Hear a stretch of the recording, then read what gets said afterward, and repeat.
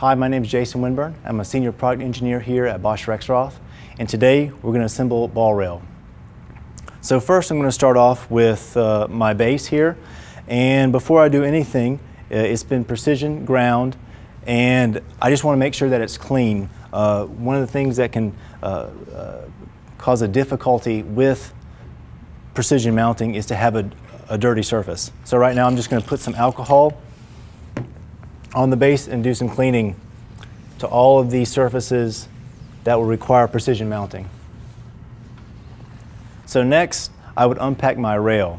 As you'll see, I've already unpacked it, but the reason I would not unpack it until this point is because I want it to be lubricated as well as clean before assembly starts. So now I'm going to take my rail,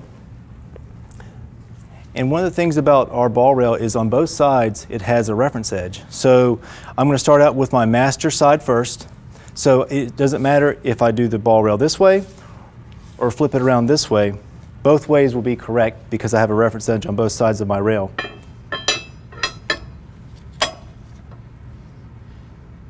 All right, say for example my rail has some minor imperfections on a non-mounting surface. I would make sure that I could stone it out with a bench stone, and any type of imperfections I could just buff out.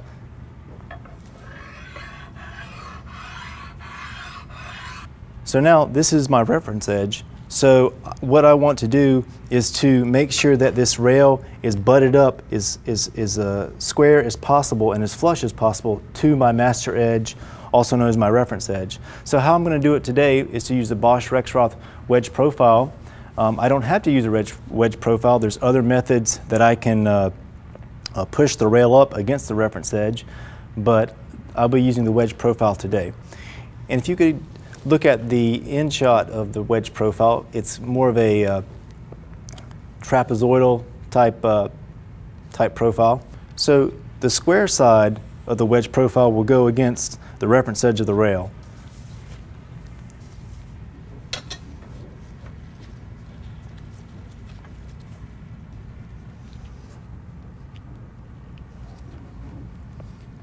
So right now my wedge is pushing up against my rail onto the reference edge. So I'm going to first screw down the wedge profile. The wedge profile, as it sinks into the pocket that I've already machined, is going to push up against the reference edge of the rail, drawing it closer to the reference edge of my base. First, when I'm installing my wedge strip, I just want to put in all the bolts with a light finger tighten. So now that I've got all my bolts in that are finger tighted, now I'm going to use my torque wrench to the specified torque for these size bolts to finish tighten, going from the inside out.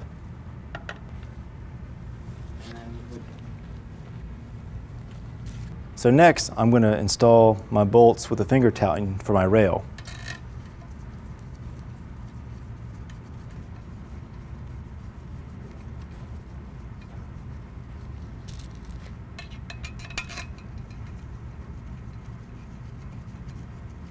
So now, again, just like my wedge profile, I'm going to tighten the bolts starting from the inside out for my ball rail.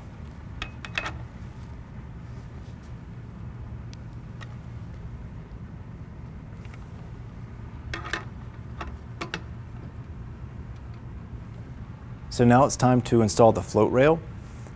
As you'll see, my float rail is a two-piece butt joint. My sharp ends for my actual butt joint will be butted together. My chamfered ends will be on the outside.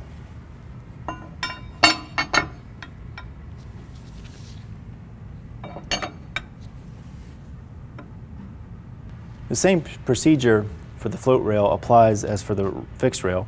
We're going to clean and stone as needed. Now we're going to add bolts to the rail, just finger tightening.